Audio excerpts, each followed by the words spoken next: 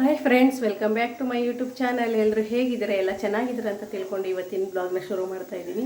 ನಾನು ಮಧ್ಯಾಹ್ನದಿಂದ ಬ್ಲಾಗ್ನ ಶುರು ಮಾಡ್ತಾ ಇದ್ದೀನಿ ಇವತ್ತು.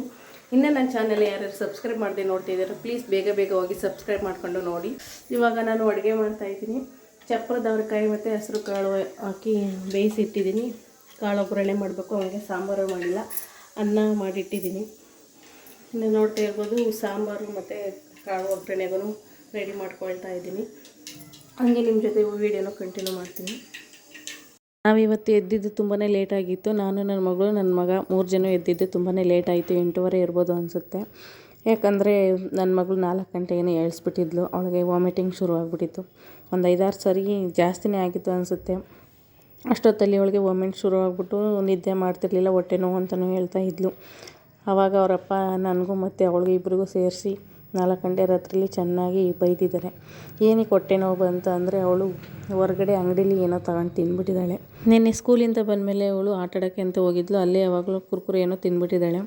ಅದು ಇವಳಿಗೆ ತಿಂದರೆ ಆಗಲ್ಲ ಅಂತ ಹೇಳಿದ್ರು ಅವಳು ಪದೇ ಪದೇ ಅದನ್ನೇ ತಿಂದ್ಬಿಟ್ಟಿದ್ದಾಳೆ.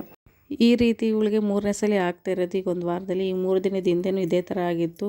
ಕರೆಕ್ಟಾಗಿ 3 ಗಂಟೆ 4 ಗಂಟೆ ಅಷ್ಟೊತ್ತಿಗೆ ಎದ್ದು ವಾಂತಿ ಮಾಡೋದು, ಹೊಟ್ಟೆ ನೋವು ಅಂತ ಹೇಳೋದು ಇದೇ ಆಗೋಯ್ತು. ನಮ್ಮ ಮನೆಯವ್ರು ಯಾವಾಗಲೂ ಅವ್ರು ಕೇಳೋಕ್ಕೆ ಮುಂಚೆನೇ ಎಲ್ಲ ಥರ ತಿಂಡಿನೂ ತಂದುಕೊಡ್ತಾರೆ ಸಿಟಿಯಿಂದ. ಆದರೆ ಇವಾಗ ಇತ್ತೀಚೆಗೆ ಅವಳಿಗೆ ಸರಿಯಾಗಿ ಹೊಟ್ಟೆ ನೋವು ವಾಂತಿ ಅಂತ ಹೇಳ್ತಿದ್ಲಲ್ಲ, ಅದಕ್ಕೆ ತಂದುಕೊಟ್ಟಿಲ್ಲ. ಅದಕ್ಕೆ ಅವಳು ಅಲ್ಲಿ ಇಲ್ಲಿ ಏನಾದ್ರು ಈಸ್ಕೊಂಡು ತಿಂದ್ಬಿಡೋದು ಈ ಥರ ಮಾಡಿಬಿಟ್ಟಿದ್ದಾಳೆ. ಇವಳಿಗೆ ತಿಂದ್ರೂ ಆಗಲ್ಲ. ಇಲ್ಲಿ ಊರಲ್ಲಿ ಎಲ್ಲ ಹಳೆ ಸ್ಟಾಕ್ ಇರುತ್ತೆ, ಜಾಸ್ತಿ ವ್ಯಾಪಾರ ಆಗಲ್ಲ. ಅದರಿಂದ ಇವಳು ತಿಂದ ತಕ್ಷಣ ಚೆನ್ನಾಗಿರ್ತಾಳೆ. ರಾತ್ರಿ ಎಲ್ಲ ಚೆನ್ನಾಗಿ ಮಲ್ಕೊಂಡಿರ್ತಾಳೆ. ಬೆಳಗ್ಗೆ ಅಷ್ಟೊತ್ತಿಗೆ ಈ ಥರ ಆಗುತ್ತೆ. ಎಷ್ಟು ಹೇಳಿದ್ರೂ ಕೇಳಲ್ಲ. ಅವಳ ಕೈಗೆ ನಾವು ದುಡ್ಡು ಕೊಡಲ್ಲ, ಕೊಟ್ಟು ರೂಢಿನೂ ಮಾಡಿಲ್ಲ. ನಾವು ಆವಾಗಲಿಂದನೂ ಅಷ್ಟೇ ದುಡ್ಡೆಲ್ಲ ಕೊಟ್ಟು ರೂಢಿ ಮಾಡಿಲ್ಲ. ಇತ್ತೀಚೆಗೆ ಇವರು ಈಸ್ಕೊತಾರೆ, ನನಗೆ ಕೊಡಲ್ಲ ನೀವು ಅಂತ ಹೇಳ್ಬಿಟ್ಟು ಯಾವಾಗಲೂ ಒಂದೊಂದು ಸಾರಿ ಈಸ್ಕೊತಾ ಇದ್ಲು.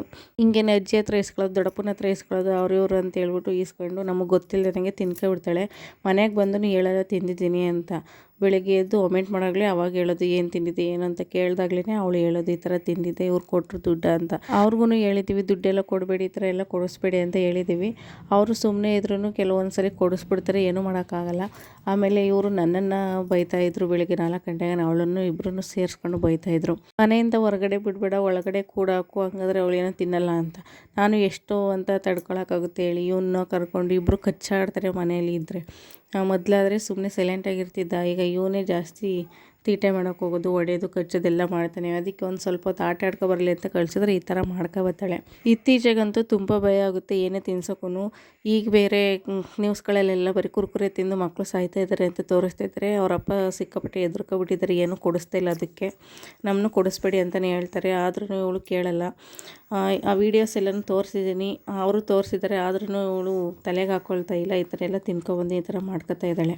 ಬೆಳಿಗ್ಗೆ 4 ಗಂಟೆಗೆ ಎದ್ದಿರೋದವಳು ಮತ್ತು 5:15 ಮಲ್ಕೊಂಡ್ಳು. ಮಲ್ಕೊಂಡಿದ್ದು 8 ಗಂಟೆ 8:15 ಎದ್ಲು. ಅದು ನಾವು ಹೇಳ್ಸಿದ್ಕೆ ಎದ್ಲು. ತಿಂಡಿ ತಿನ್ನಲಿ ಅಂತ ಹೇಳ್ಬಿಟ್ಟು ಎದ್ದೇಳಿಸಿದ್ರೆ ಅವಳು ತಿಂಡಿ ತಿನ್ನಲಿಲ್ಲ. ಮಧ್ಯಾಹ್ನನೂ ಅಷ್ಟೇ ಮಜ್ಜಿಗೆಯನ್ನೇ ಕಲಿಸ್ಕೊಟ್ಟಿದ್ದೆ, ಅದನ್ನು ಅವಳು ಬೇಡ ಅಂತ ಹೇಳಿದ್ಲು. ತಿನ್ನೋಕ್ಕಾಗದೆ ಸುಸ್ತಾಗಿ ತುಂಬ ಹೊತ್ತು ಗಂಟ ನಿದ್ದೆ ಮಾಡಿದ್ಲು. ಮತ್ತು ರಾತ್ರಿಗೆ ಊಟ ಹಾಕ್ಕೊಟ್ಟೆ. ಮಜ್ಜಿಗೆನೇ ತಿನ್ಸೋದು, ಹೊಟ್ಟೆ ನೋವಲ್ವ ಅಂತ ಹೇಳ್ಬಿಟ್ಟು ಹಾಕ್ಕೊಟ್ರೆ ಊಟ ಮುಂದಕ್ಕೆ ತಗೊಂಡೋದ್ರೆ ಅವಳು ಮುಖನ ಒಂಥರ ಮಾಡ್ಕೊತಾಳೆ. ಆವಾಗಲೂ ತಿನ್ನಲಿಲ್ಲ. ಒಂದು ಸ್ವಲ್ಪ ತಿಂದಳು, ಬೈದು ತಿನ್ನಿಸಿದ್ಕೆ ಸ್ವಲ್ಪ ತಿಂದಳು. ಅವತ್ತು ಪೂರ್ತಿ ದಿನ ಅವಳನ್ನ ಅವರಪ್ಪ ಮಾತಾಡಿಸಿಲ್ಲ.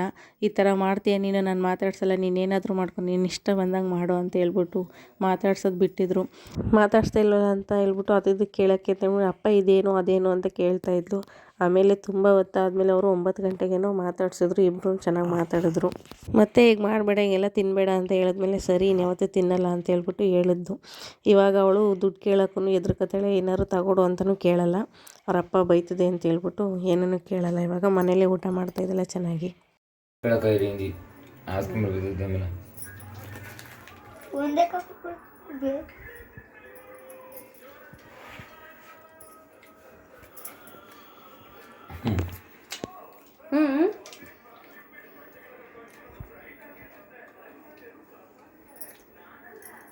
ಕಾಪಿ ಕೊಡು, ಕೈ ಪಾಸ್ ಕೊಡು. ಫೋಟೋ ತೆಗಿತು ಹಿಂಗೆ ಕೈ ಅನ್ಕೊ ಹಿಂಗೆ. ಓ